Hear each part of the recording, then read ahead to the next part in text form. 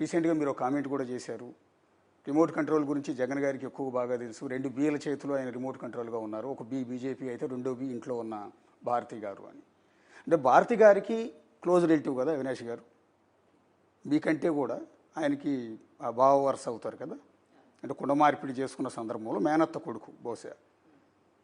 అందువల్ల ఆవిడ ప్రెషర్ ఏమైనా ఉందా అతను కాపాడుకునేందుకు? నేను అన్న కమెంటు చాలా లైటర్ వేలో అన్నాను. నేను అన్న కమెంట్ ఏమిటంటే, నేను చంద్రబాబు చేతిలో రిమోట్ కంట్రోలు అని జగన్మోహన్ రెడ్డి గారు మాట్లాడారు కాబట్టి రిమోట్ కంట్రోల్ గురించి మీకు బాగా తెలుసు. రిమోట్ కంట్రోల్గా వ్యవహరిస్తున్నది మీరు. మోడీ చేతిలో 5 సంవత్సరాలుగా రిమోట్ కంట్రోల్గా ఉన్నారు. అలాగే మీ భారతీ చేతిలో కూడా మీరు ఉన్నారు అని చెప్పాను. ఎందుకంటే భారతీ ఫ్యామిలీ అవినాష్ రెడ్డి, నీ ఫ్యామిలీ షర్మిలారెడ్డి, సునీతారెడ్డి, నీ ఫ్యామిలీ కంటే కూడా నీకు భారతిరెడ్డి ఫ్యామిలీ ఎక్కువ అయిపోయింది ఈరోజు. సో ఆబ్వియస్లీ ఆ ఇన్ఫ్లుయెన్స్ నీ మీద ఎక్కువ ఉంది అని చెప్పే ప్రయత్నంలో చెప్పడం జరిగింది. అంటే ఒకవేళ ఆవిడ ప్రెషర్ ఉందంటారా అంటున్నాను నేను. ఆవిడ ఇన్ఫ్లుయెన్స్ ఉంటుంది, న్యాచురలీ ఉంటుంది కదండి. మీ భార్య మాట మీరు వినరా? సో ఆబ్వియస్లీ ఉంటుంది, ఆ ఇన్ఫ్లుయెన్స్ ఉంటుంది. వివేకానంద రెడ్డి గారి హత్య కేసులో అవినాష్తో పాటు భారతి గారి పేరు కూడా ప్రధానంగా వినిపించింది. సిబిఐ మెన్షన్ చేసిన పాయింట్ అవుట్ చేసింది. తెల్లవారుజామున మర్డర్ అయిన వెంటనే ఫస్ట్ కాల్ 4:30కి భారతి గారికి వెళ్ళింది అని.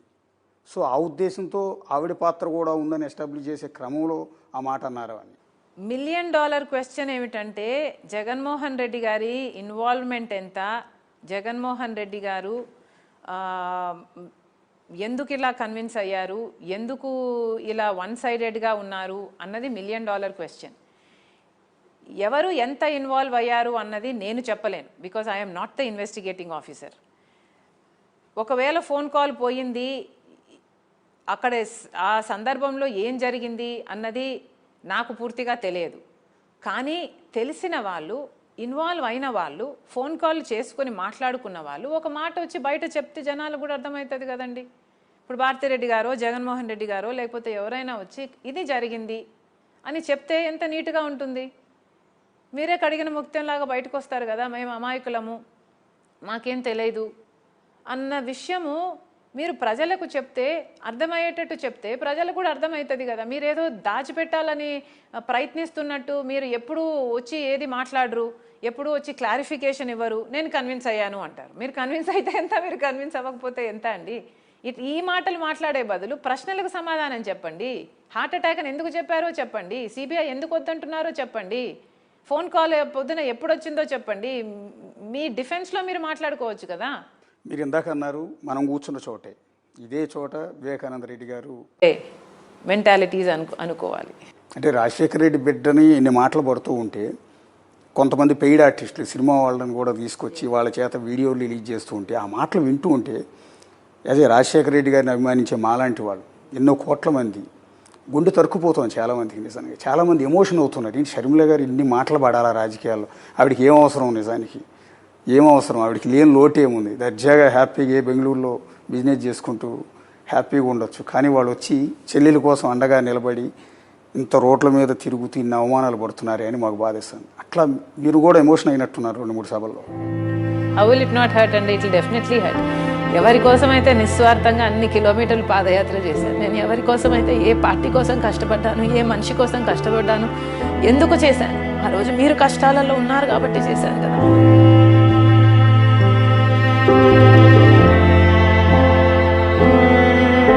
అంతగా కష్టపడి అంత త్యాగం చేస్తే కూడా, నా బిడ్డలను సైతం పక్కన పెట్టి, నా ఇంటిని సైతం పక్కన పెట్టి అంత త్యాగం చేస్తే కూడా మీకు ఈరోజు అదే కాదు, ఏది గుర్తులేదు. అసలు చెల్లెలన్న విషయం కూడా గుర్తులేదండి. It's sad, it's very sad. ఏ చెల్లెలకి రాకూడని కష్టం కదండి ఇది. ఏ అన్న కూడా ఇలాంటివి చేయకూడదేమో. బహుశా ఒకవేళ ఆయనకి తెలియకుండా జరిగితే దాన్ని ఇమీడియట్గా కట్ చేయాల్సిన పరిస్థితి కూడా ఉంటుంది కదా. నా చెల్లెలు, నా రక్తం పుంజు పుట్టిన చెల్లెలు రాజశేఖర రెడ్డి బిడ్డని ఇలా అంటున్నారు ఏంటి అని ఒక అన్న ఖచ్చితంగా కంట్రోల్ చేయాలి. కంట్రోల్ చేసే పరిస్థితి కూడా ఎక్కడ కనిపించలేదు కదా. ఎక్కడా కనిపించలేదండి. అసలు కేసీఆర్ నా వెహికల్ను టో చేసినప్పుడు కూడా మోడీ గారు అడిగారంట ఆయనని, కానీ ఈయనలో చలనం లేదు. అంత బండరాయిలాగా తయారైపోయాడు. ఎట్లా అండి మీ ఫ్యామిలీ విషయం? నిజానికి చాలామందికి జనానికి తెలుసుకోవాలనే ఉద్దేశంతో అడుగుతున్నాను యాక్చువల్లీ. అసలు ఒకే తల్లికి ఒకే తల్లి కడుపును పుట్టిన అన్నా చెల్లెళ్ళు కలిసి పెరిగారు, కలిసి ఆడుకున్నారు, కలిసి చదువుకున్నారు. సరే పెళ్ళైన తర్వాతో లేకపోతే పిల్లలు పుట్టిన తర్వాతో ఫ్యామిలీస్ కొంత మీరు బయటకు వెళ్ళి ఉంటారు. కానీ ఎందుకండి అంత సొంత చెల్లెల మీద అన్న ఇంత దారుణంగా బిహేవ్ చేయాల్సిన అవసరం ఏంటి? రాజకీయం అనేదంతా తెలియదండి, అదే నాకు కూడా అర్థం కాని విషయం. అధికారంలోకి రానంత వరకు జగన్మోహన్ రెడ్డి జగనన్న, అధికారంలోకి వచ్చాక ముఖ్యమంత్రి Jaganmohan Reddy is a different person. అసలు నేనే గుర్తుపట్టలేకపోయాను. ఒక్కొక్కటి ఆయన చెప్తున్న మాటలైతేనేమి, ఆయన చేస్తున్న పనులైతేనేమి అసలు నేనే గుర్తుపట్టలేనంత స్థితిలో తయారయ్యారండి. It was shocking. ఎందుకు చెల్లెల్ని దూరం పెట్టారు అని నిన్న ఒక నేషనల్ మీడియాలో ఒక రిపోర్టర్ లేడీ మహిళా యాంకర్ అడిగిన ప్రశ్నకి జగన్ గారు ఇచ్చిన ఆన్సర్ ఏంటంటే, ఒక జనరేషన్ నుంచి ఒక ఫ్యామిలీ నుంచి ఒకరికి మాత్రమే రాజకీయ వారసత్వం ఉండాలి అని. అది నేను మాత్రమే ఉన్నాను, నా చెల్లెలు రావటం నాకు ఇష్టం లేదు. ఒకే ఫ్యామిలీలోంచి వస్తే నెపోటిజం లేకపోతే ఇంకొకటి రేపొద్దున ఆవిడికి నేనేదో మెయిల్ చేస్తే మళ్ళీ కుటుంబ రాజకీయం చేశారని నా మీద ఆరోపణలు చేస్తారు, కాబట్టి నేను షర్మిల దూరంగా ఉంచానంటున్నారు. రాజశేఖర్ రెడ్డి గారి తమ్ముడు వివేకానంద రెడ్డి గారు రాజకీయాల్లో లేరా అండి? రాజారెడ్డి గారు రాజకీయాలలో లేరా అండి? ఆ జనరేషన్ అటు పెడితే ఇప్పుడున్న జనరేషన్లో జగన్మోహన్ రెడ్డి గారితో పాటు అవినాష్ రెడ్డి గారు లేరా అండి? వైవి సుబ్బారెడ్డి గారు లేరా అండి? విజయమ్మ గారు లేరా అండి? వైవి సుబ్బారెడ్డి గారి ఏమంటారు చెల్లెలు భర్త లేరా అండి? ఇలా ఎంతమంది లేరండి? బంధువులుగా ఉన్నవారు ఎంతమంది లేరు? లేనిది నేను ఒక్కదాన్ని. బట్ పర్వాలేదు, నేనేమి ఆయనకు ఎప్పుడూ ఇష్టం లేదు నేను రాజకీయాల్లో ఉండాలి అని. కనుక నేను ఎప్పుడూ అడగలేదు నేను రాజకీయాల్లో ఉంటాను అని, కానీ ఒక పోస్ట్ కానీ ఒక పదవి కానీ నేను ఎప్పుడూ నోరు తెచ్చి అడిగిందని కాదు. ఇన్ఫ్యాక్ట్ ఆయనే చెప్పాడు ఎంపీగా చేస్తాను నేను అని. అమ్మకు మాట ఇచ్చాడు కాబట్టి అమ్మే అప్పుడప్పుడు అడుగుతూ వచ్చింది తప్పితే నేను ఎప్పుడూ నోరు తెరిచి అడగను కూడా లేదు నాకు ఇది కావాలి అని. ఎక్కడా రాసి పెట్టలేదండి కుటుంబంలో ఒక్కరే ఉండాలి అని, ఎక్కడా లా లేదు, ఎక్కడా రాసి పెట్టలేదు. ఆయన మైండ్లో ఆయన రాసుకున్నారు, ఫైన్, అదే ఆయన ఇష్టం, ఆయన పార్టీ. కాకపోతే ఇదేదో నేను ఇన్సిస్ట్ చేశాను అందుకు ఈ డిఫరెన్సెస్ వచ్చాయి అన్న ప్రచారం చేయడం is not right, because that is not what happened. అంటే చంద్రబాబు రేవంత్ రెడ్డి కలిసి మీకు ఏదో రాజ్యసభ సీట్ ఇస్తా అన్నారు, లేకపోతే ఇంకో పదవి ఏదో ఇస్తా అన్నారు, అందుకని ఆమెను తీసుకొచ్చి వ్యూహాత్మకంగా నా మీద, నా చెల్లిని నా మీదే ప్రయోగిస్తున్నారు. రేవంత్ రెడ్డి స్కెచ్ చేస్తున్నారు. అంటే టీడీపీ పార్టీలో నాకు రాజ్యసభ ఇస్తారా? కాంగ్రెస్ పార్టీలోనో లేకపోతే టీడీపీలోనో మీకు కోరినట్టుగా రేపొద్దున అవసరమైతే అక్కడ ఉన్న రేవంత్ రెడ్డి, ఇక్కడ ఉన్న చంద్రబాబు కలిసి మీకు రాజ్యసభ లేకపోతే ఇంకోటో. చంద్రబాబు గారి పిచ్చి పట్టిందేమో అని నాకు ఒక చిన్న అనుమానంగా ఉందండి. Because Jaganmohan Reddy is so obsessed with Chandrababu గారు. చాలా డిల్యూషనల్గా ఆలోచనలు చేస్తున్నారు.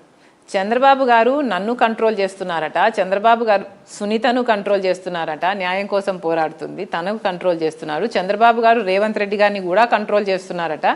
చంద్రబాబు గారు ఆఖరికి మోడీని కూడా కంట్రోల్ చేస్తున్నాడంట, ఎందుకంటే చంద్రబాబుతో పొత్తు పెట్టుకున్నాడు కాబట్టి. చంద్రబాబు గారికి అంత పవర్ ఉందా అండి?